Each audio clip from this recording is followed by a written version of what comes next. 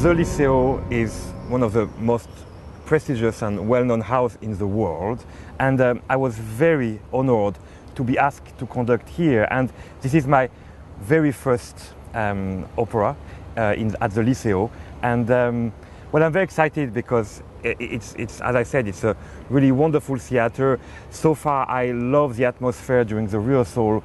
We have very high level of singer. I mean, just world class.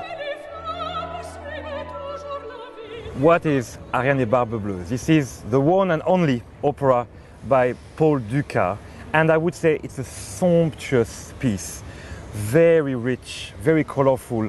It's maybe a mix between Strauss Salome style, you know, for the very lush orchestration and huge orchestra, and a bit of Debussy, Péléas et Mélisande for the French delicate harmonies and the very natural way to speak in this opera, and definitely a bit of Wagner, because Dukas loved Wagner, and you can hear that in the long lines that Dukas writes, and also the extreme vocality, those very powerful voices that are required, and the use of leitmotiv. Every character has a theme that will be always changing in every scene. And what I found fascinating in this opera is that it's a unique voice of Dukas, which is something extremely generously melodic and generously symphonic. For a conductor, it's a dream, because every second the orchestra is commenting, the orchestra is adding something to the drama.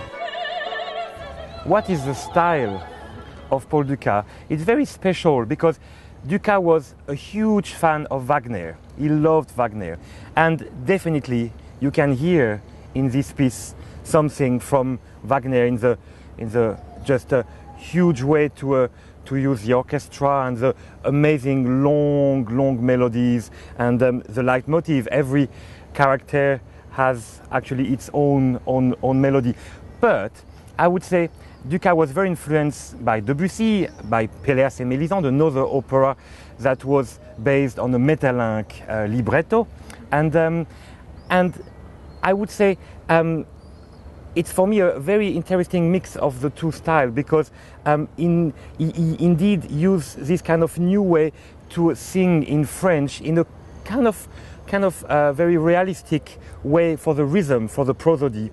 So there is something which is very unique in Dukas in having something very natural in the rhythm, but still more lines, maybe more melodic than the Debussy piece, maybe. And what I find fantastic is that the opera is a symphony.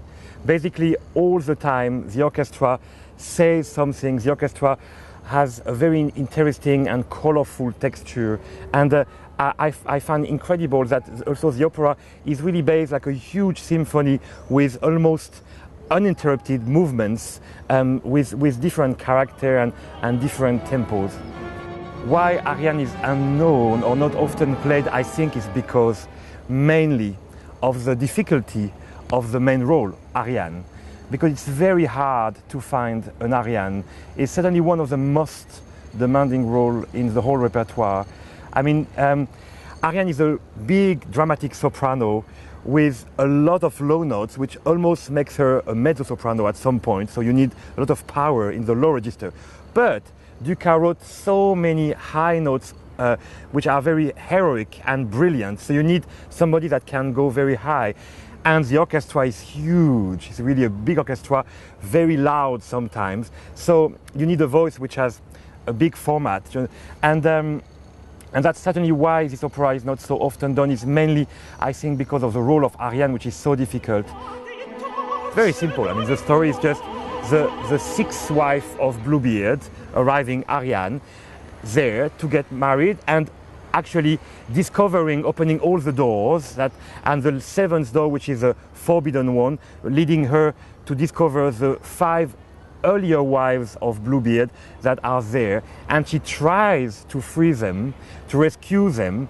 She shows them the freedom, the outside, and basically they will refuse to be freed. And that's why the subtitle of the opera is La délivrance inutile, the useless rescue. And actually that's the very pathetic aspect of this opera, that Ariane will maybe change Bluebeard, will free Bluebeard from his instinct, but she will not save the wives, because they will eventually stay with Bluebeard at the end of the opera, and Ariane will live alone. So this is the whole action.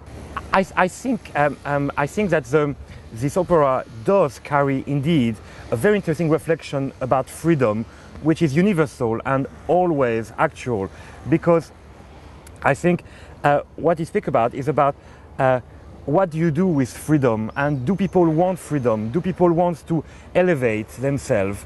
And it is a very interesting reflection about what makes people want to basically change and make a revolution. And I think this does speak indeed to our world. There is also a very interesting point. It's maybe speaking about feminism and feminine instincts, and the complexity and the ambiguity of that in the rapport man and woman. And that is, I'm afraid, very universal.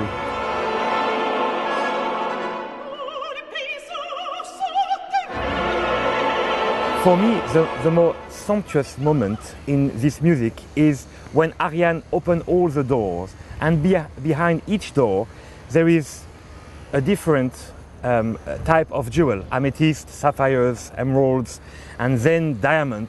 And all that leads to an orchestra which is fabulously rich and so colorful, and it's just magic. It's pure magic. It's very special. It's one of the highlights of French music. It's a masterwork. But also, for me, what is the masterwork is the amazingly interesting refined rapport between Ariane and the other wives, and all the transformation of Ariane's melody. She has a leitmotif, she has her own theme, and this theme will always evolve and change during the opera in response to the other wives of Bluebeard. And this is amazing.